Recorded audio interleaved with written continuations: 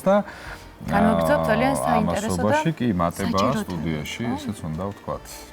საინტერესო სტუმრები გველოდებიან წინ, რადგან ინუცე რუსტიაშვილი შემოგვერთა და როგორც ყოველთვის ყოველ პარისკევს გვამცნობს ხოლმე ინფორმაციას და უზიარებს ახალბედა დედებს და დედობაესის პროცესია, როდესაც არაერთ ცვლილებას განიცდის ქალი. თუ რას ამას უკვე თავად ისინი გვეტყვიან დილამშვიდობისა, მოგესალმებით. დილამშვიდობის.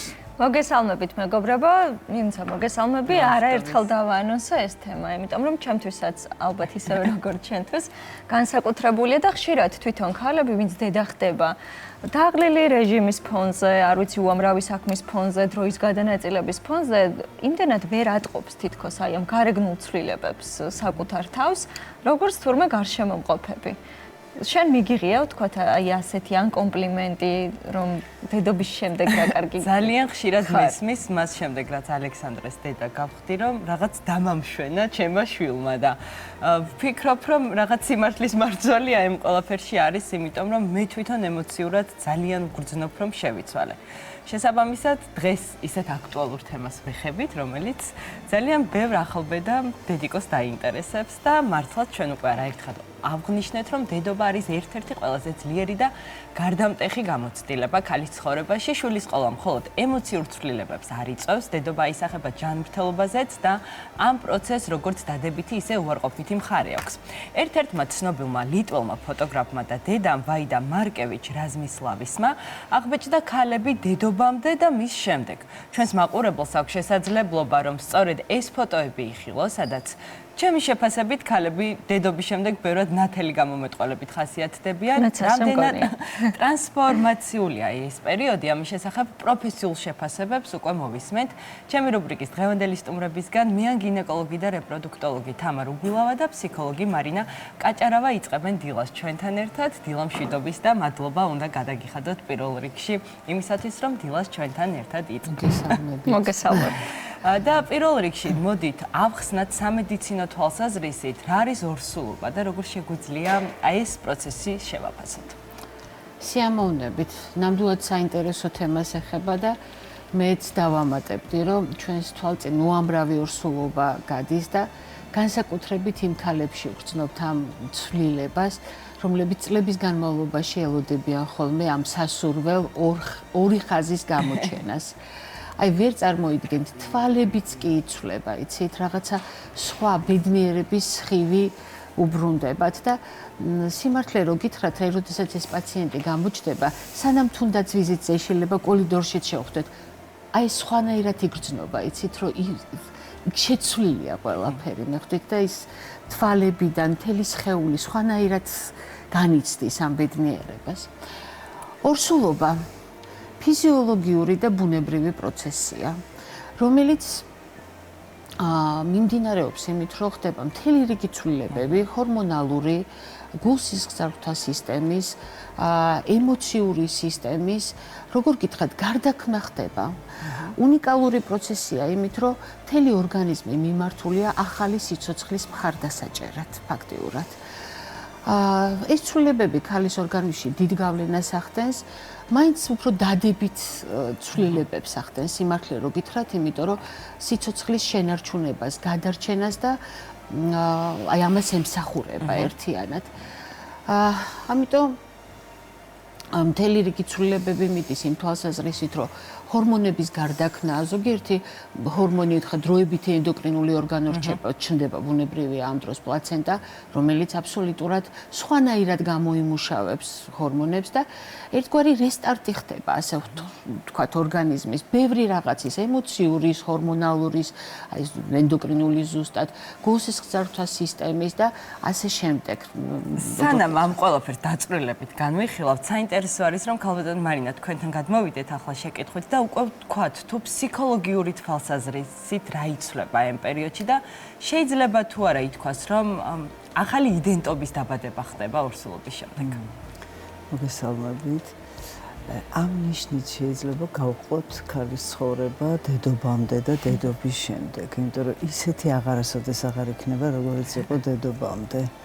ეს არის საუკეთესო რამ, რაც შეიძლება ვთქვა, ეს არის ის პერიოდი, როდესაც ცხოვრება იწყება ვიღაცისთვისაც საკუთარი თავის ისედაც სასურველია რომ ეს იყოს სიყვარულით შექმნილ ოჯახში გაჩენილი ბავშვი რა თქმა უნდა როდესაც იქნება გარკვეული სამკუთხედი დედა მამა და ბავშვი და ეს მართლაც სწორად ძანეთ რომ ქალის თვალებში არის სხივი არის სითბო იმიტომ რომ მეტაფორულად დედა არის მზე აი ოჯახში თუ ჩვენ ვიტყვით სადაც დედა არ არის, იქ შუქიც არ არის, ჩამქრალია, ხო რაღაცა. სახლიც იქ არის, სადაც დედა.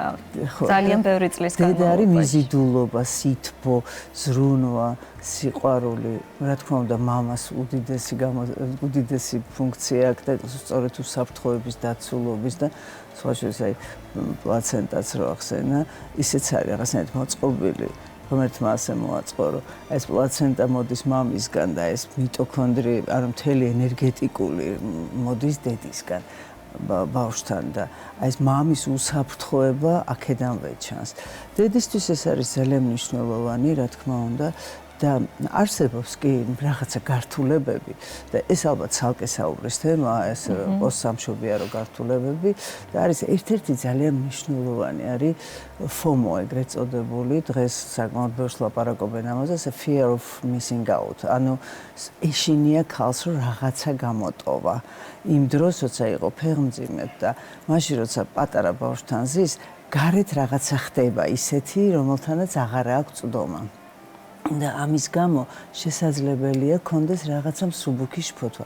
ეს აუცილებლად გადასალახია, იმიტომ რომ გარეთ რა თქმა უნდა რაღაცა ხდება, მაგრამ ისეც და ასეც ეს არის მოცემულობა, რომელსაც ადამიანი ესე ვერ ცulis და ყველაზე დიდი ბედნიერება არის სწორედ ის რაც ხდება თვითონ ამ ადამიანის ცხოვრებაში, რომ გაჩნდა პატარა ადამიანი სრულყოფილი პიროვნება, რომელსაც იმ თავიდანვე ჭირდება პატივისცემა, ზრუნვა, მოვლა და იმ თავიდანვე ჭირდება მას, რომ მშობელმა ეს განიხილოს როგორც პიროვნება. იმიტომ რომ უმნიშვნელოვანესია თვითონ მშობიარობა არის პირველი კრიზისი ადამიანისთვის, იმიტომ რომ მუცელში ყოფნა 60-ია ბავშვისთვის, იქ არის წამოწოლილი, უზრუნველი და მას მერე რაც იბადება, მისთვის იწყება ახალი ცხოვრება, რომ მან უნდა მოიპოვოს.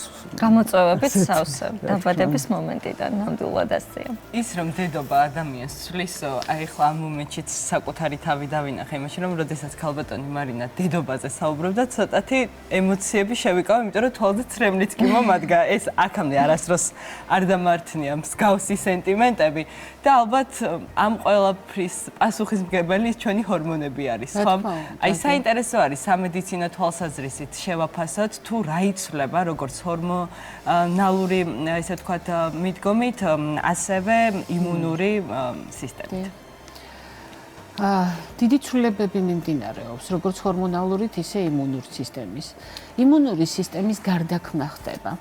იმუნური სისტემის ბევრი უჯრედები განაპირობებენ, მარტივად რო ვთქვათ, გადადის ნაკლებად აგრესიულ იმუნურ სისტემაში, აი helper 2-ზე გადადის, რომელიც უფრო ტოლერანტულია, უფრო ნაკლებად ისეთია შედარებით დაქვეითებულია იმუნური სისტემა მარტივად რო ახსნა პაციენტისთვის რო გასაგები იყოს და ტელემაყურებლისთვის ორსულის იმუნური სისტემა დაქვეითებულია და რას ემსახურება ეს ემსახურება დედის ორგანიზმში მიმდინარე მეორე სიცოცხლის გადარჩენას ჩვენ ვიცით რომ ამ მეორე სიცოცხლეს თავისი ქრომოსომული აპარატი აქვს რომელიც ნახევარით დედის გამეტით მიიღო და ნახევარი მამის, ხო? აბსოლუტურად სხვა ორგანიზმია, ახალი სიცოცხლეა.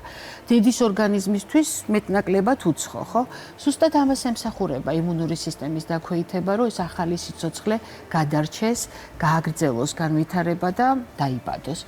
ჰორმონალურ ცვლილებებში დომინირებას იწყებს პროგესტერონი, რომელიც ერთ-ერთი ისეთი ჰორმონია, რაც ზუსტად დამამშვიდებლად მოქმედებს ორსულზე და დადებით განწყობას ქმნის. ოქსიტოცინი ასევე არაჩვეულებრივი და ესტროგენის დონე იწევა, მაგრამ პიკები აღარ არის. მიხვდით, აი ოვულაცია აღარ ხდება. ანუ არ ხდება ეს ესტროგენული დონის ცვლილება, რაც განაპირობებს ხოლმე ზუსტად აი ესეთ ყველამ ვიცით, მოდის პაციენტი პრემენსტრუალური სინდრომი მაქვსო, ოვულაცია ემოციური ოვულაციის პერიოდში გარკვეულ ცვლილებებს აღნიშნავს მაგალითად. გარკვეული დაავადებების გამწვავებაც აქვს მანამდე ვთქვათ, რომელიც ზუსტად ამ ესტროგენულ პიკებთან არის დაკავშირებული, მაგრამ ორსულობის დროს უკვე აი ეს პიკური ხასიათი ესტროგენის და ციკლურობა საერთოდ არ არის. აქედან გამომდინარე აი ეს ჰორმონალური ცვლილებები დედის ორგანიზმზე მხოლოდ დადებითად აისახება. შეიძლება რაღაც თქვა, მე ვარ ალერგიული ადამიანი და ალერგია მაქვს გარემო ფაქტორებზე, იქნება ეს მტვერი, მცენარეების მტვერი და ასე შემდეგ, მოკლედ. ორსულობის განმავლობაში არ მახსენდება არც ერთი დღე, როდესაც მე მქონია ალერგია. სხვათა შორის არც ლაქტაციის დროს და იქამდე ვღელავდი, იმიტომ რომ აი ორსულობა მე კიდევ ეს როგორ უნდა მოვახერხო, როგორ უნდა გადავიტანო, წამალს ვერ დავლევ, ასე ვერ ვიზამ, ისე ვერ ვიზამ და დედა ჩემი იყო ერთადერთი, რომელსაც იგივე გზა აქვს გამოვლილი, რომელიც მეუბნებოდა, რომ ნუ გეშინია ორსულობის დროს ალერგია არ გექნება. აი სწორედ იგივე მექანიზმით არის იმუნური სისტემის ცვლილებით, რომ აგრესიულობა იმ ალერგიისაც ნაკლებად არის გამოხატული. ძალიან ბევრი რაღაც, მოკლედ სამყაროსგან, არ ვიცი ღმერთისგან, რისიც გვწამს, იმისგან, კი. აუცილებლად და იცვლება. ჩვენ საუბრის დასაწყისში ვახსენეთ ერთ-ერთი ლიტველი ფოტოგრაფის ნამუშევრები და რეჟისორს მინდა ხოლმე რომ აი ეს კადრები კიდევ ერთხელ გავამეოროთ და მე ვთქვი რომ ჩემი შეფასებით ბევრად უფრო ნათელი გამომეტყველებით ხასიათდებიან თქო ქალბატონები, რომლებიც უკვე გადაღებული არიან, ესე ვთქვათ, ორსულობის შემდეგ. ქალბატონო მარინა, როგორ შეგვიძლია რომ აი ეს პროცესი ფსიქოლოგიურ ჭრილში ავხსნათ, აი ეს ტრანსფორმაცია რისი მიზეზია? ეს ერთი იცით ქალისთვის შეფასებისთვის ძალიან მნიშვნელოვანია, რომ დედობა რომ შეუძლია. რა თქმა უნდა, ჩვენში ეს პოტენცია არის, იმ თავითვე არის. ჯერ კიდევ მოცლად ყოფნის დროს გოგონას ორგანიზმში კვერცხუჯრედები არის უკვე და ის რაღაცა მზაობა, რომელიც იწყება გარდატეხის ასაკიდან, თითქოს სულ არის დედა, აი ბავშვობაში თამაში, დედობანა, ბავშვობანა, თოჯინებით, ესეც არის რაღაცა, რომ უნდა რომ იყოს დედა და დედის მსგავსი, რა თქმა უნდა, გოგონას შემთხვევაში და ძალიან მნიშვნელოვანი პერიოდია. თვითონ ეს ტრიმესტრებად რო იყოფა ფსიქოლოგიურადაც, პირველი ტრიმესტრი არის მაინც წინააღმდეგობა, იმიტომ რომ აბსოლუტურად უცხო რაღაცა ხდება. ყველაფერი იცვლება დიამეტრალურად პრაქტიკულად მისი ცხოვრება, მისი ურთიერთობები, იწყება რაღაც გამძაფრებული ემოციები, შეიძლება ტიროდეს, რა თქმა უნდა. ამას აქვს როგორც ფსიქოსომატიკა, ეგ არის ფიზიოლოგიური, ისე ფსიქოლოგიური საფუძვლები.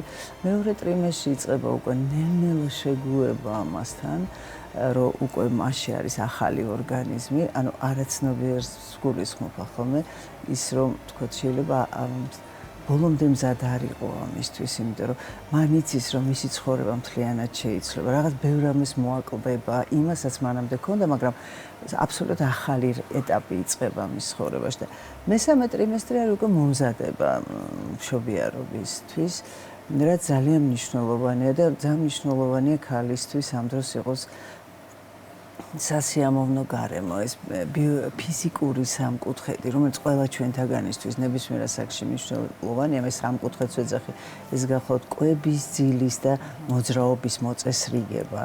აი ფსიქოლოგიური ეს არის ემოციების, სურვილებისა და სააზროვნო სივრცის მოწესრიგება, ძალიან მნიშვნელოვანია თვითეკოლოგია, სოციალური სამკუთხედს ვიტყოდი, საკუთარ თავთან ურთიერთობა, საკუთარ სხეულთან, მეუღლესთან და სამყაროსთან ურთიერთობა. ეს სამკუთხედიც არის ძალიან მნიშვნელოვანი. ასევე რა თქმა უნდა არის სულიერი, რომელიც იქ ახლა მე ამ თემაზე არ გადავალ, ანუ 4 პლასტიანია ადამიანი, ბიოფსიქოსოციალური და სულიერი და ეს ყველაფერი არის ძალიან მნიშვნელოვანი.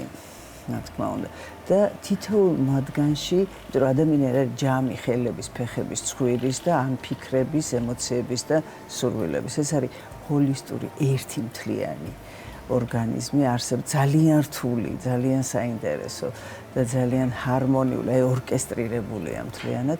რა თქმა უნდა, ეს ორკესტრი მთლიანად გადაეწყობა სხვა რეჟიმში, როდესაც არის ქალი ფეხმძიმედ და დირიჟორები მოდიან იგივე თქვა ენდოკრინული სისტემიდან ძალიან საინტერესო პროცესი მიდის და ურთიერთდახმარებას და აი თუ ჰორმონებზე ვიტყვით, აი არაჩვეულებრივად მუშაობს, ვისაც გამოცდილი აქვს მშობიარობა, მე ის ტკივილში შობს ჯერ კიდე ბიბლიაში წერია ქალი ბავშვი და ეს ტკივილი მაშინვე ავიწყდება და ამას განაპირობებენ სწორედ ის ვაზოპრესინ ოქსიტოცინი, რომელიც ადამიანის ერთგულება, სიყვარული, აი რაღაცა ნდობას განაპირობებს ერთმანეთთან, მithmes დედასა და შვილს შორის, აი ლაქტაციის დროსაც, რაც აბსოლუტურად არაჩვეულებრივი კავშირი იქმნება და ეს თვალის კონტაქტი, რაც აქვს დედას და შვილს შორის ლაქტაციის დროს, ეს არის შეუცვლელი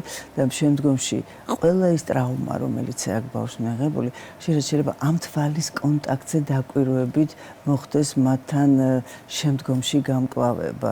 დღეს არის ეგეთი მიმართულებები, რომ თვალის მოძრაობას აკვირდება.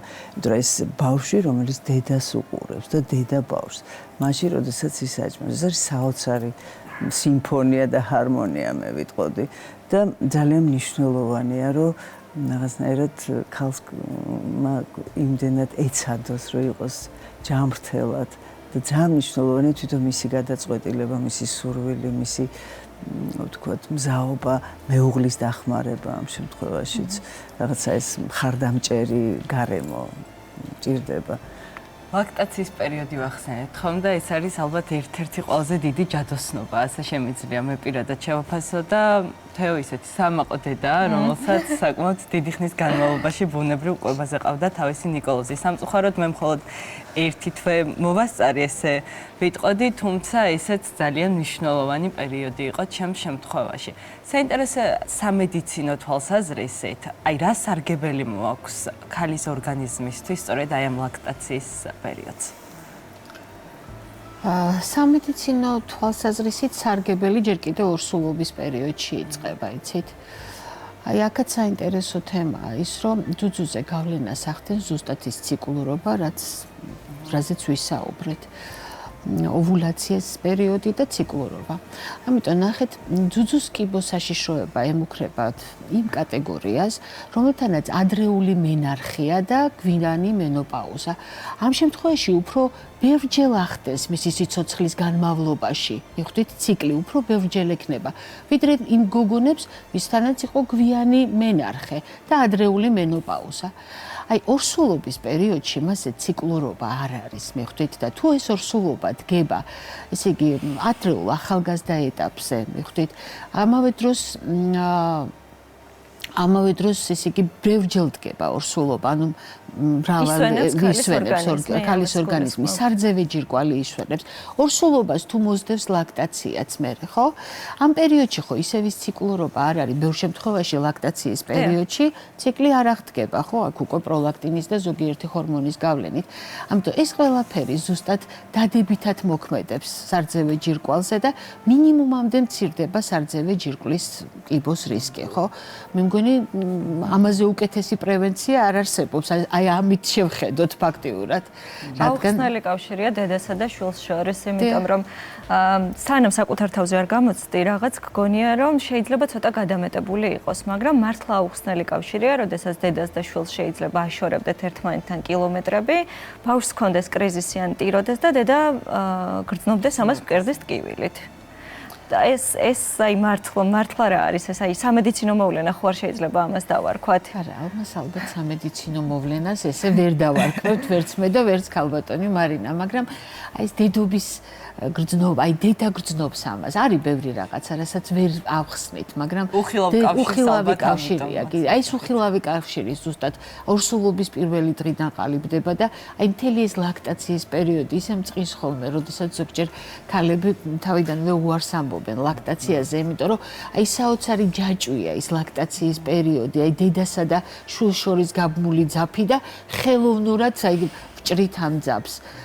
მაგრამ ეს ბუნებრივია, რომ თუ არაფერი გამოგვივიდა და ვერ დავარწმუნეთ, უკვე პაციენტის სურვილია და უნდა დავაკმაყოფილოთ სამწუხაროდ. და ქალები ხშირად დანაშაულის გრძნობასაც განიცდიან. ხომ, როდესაც პირველი შვილი ყავთ, ხომ ყველაფერს სწორად ვაკეთებთ, აი მსგავსი კითხვები ჩდება ხოლმე. ქალბატონო მარინა, რას ურჩევდით ახალბედა დედებს, როგორ შეაფასონ სიტუაციას სწორად? საერთოდ ეს რჩევა ცოტა მეუხერხულება, მაგრამ ალბათ თვითეკოლოგიური უნდა იყოს ადამიანი. საკუთარი თავის სხეულის მოსმენა უნდა შეეძლოს, საკუთარ თავზე და ჯანმრთელობაზე იზრუნოს.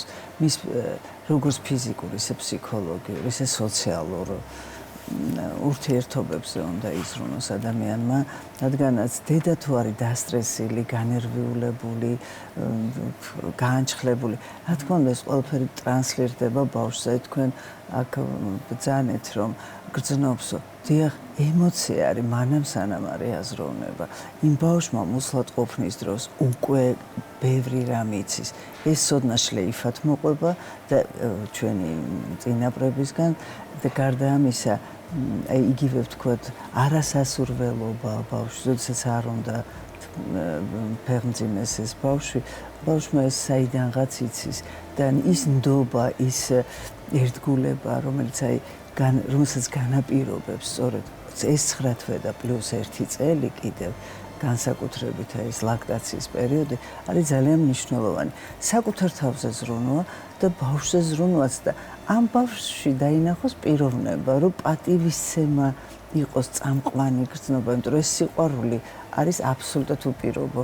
დედას უპირობოდ უყვარს შვილი, როგორიც არ უნდა იყოს ის, მაგრამ აი პატივისცემა და მისი განხილვა პიროვნებად არის ძალიან მნიშვნელოვანი, რომ ჯერ ეს ერთი უნდა თავიდან ხდება დადებითი მიჯაჭვულობა და აუცილებელი მიჯაჭვულობა, იმიტომ რომ ბავშვი ვერ გადარჩება, ადამიანი არის ერთადერთი არსება, რომელსაც არ შეუძლია თვით გადარჩენა.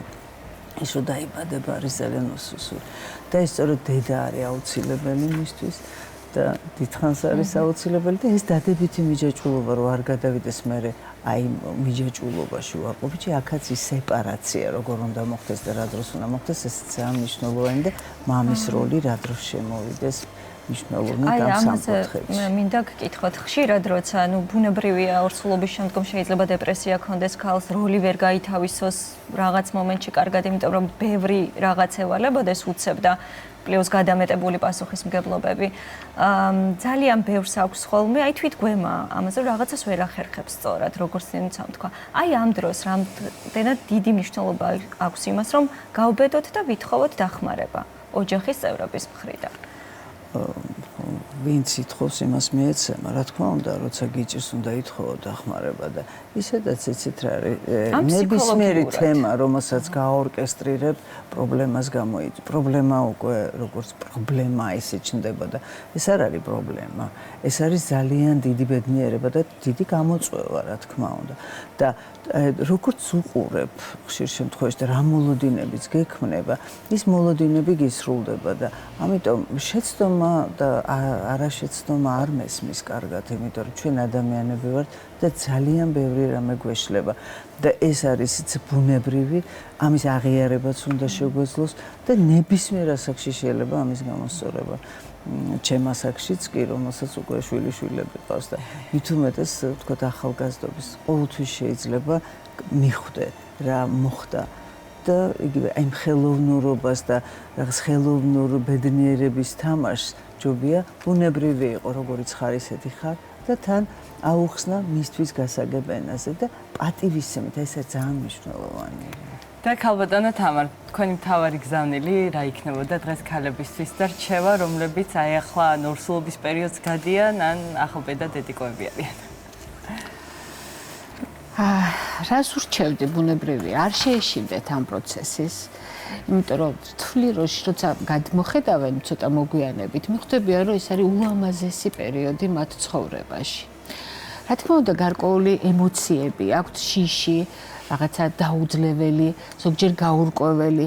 მე ბევრ გავლენას ახდენს, იცით, სოციალური ქსელი, ახლობელი, შორებელი თუნდაც, რომელიც გაურკვეველ ისეთი რჩევებს აძლევს და არ არის.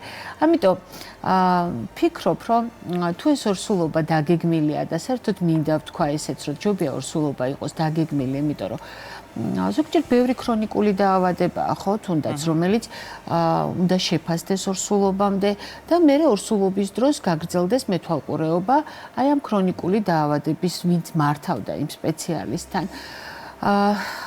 პარალელურ რეჟიმში მიან გინეკოლოგთან ერთად, ხო?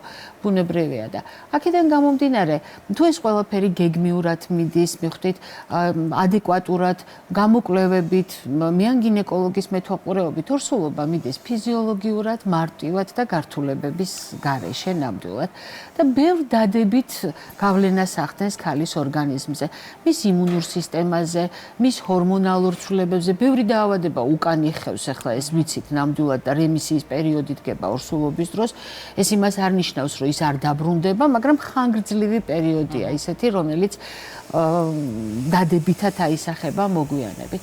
გარდა ამისა, ქცევაში ხდება ბევრი ცვლილების ჩამოყალიბება. იცით, აი მე ორსულობას ამასაც მივაქცევდი ყურადღებას, რომ ერთგვარად ქცევის ცვლილებას განაპირობებს, კვების მოწესრიგებას განაპირობებს, ბევრ მავნე ჩვევაზე უარის თქმას განაპირობებს, როცა ეს ორსულობა ქალისთვის სასურველია, ხო, თამბაქოს მოხმარება, ალკოჰოლი, ნარკოტიკული საშუალებების გამოყენებაც, ეჩვევა მუდმივ მონიტორინგს, რომ ექიმთან უნდა მივიდეს, მისი შვილის და მისი მდგომარეობა უნდა გაიგოს და ეს მოგვიანებით განაპირობებს იმას, რომ აი ეს კულტურა უყალიბდება, მიხვდით, რომ ექიმთან მისვლის, ჯანმრთელობაზე მეთვალყურეობის, ამიტომ მე ესეც მნიშვნელოვნად მიმაჩნია. ბედნიერ დედობას უსურვებ მხოლოდ და ბედნიერ მშობიარობას. დიდი მადლობა უნდა გითხრათ, დღეს ძალიან დადებით თემაზე ვისაუბრეთ, ასე შევაფასებდი. და იმედი მაქვს, რომ ჩვენი მაყურებლებიც ძალიან ბევრ სასარგებლო რჩევას მიიღებდნენ სწორედ აი ამ რუბრიკის მეშვეობით. უღრმესი მადლობა, რომ დილა ჩვენთან ერთად მადლობა თქვენ.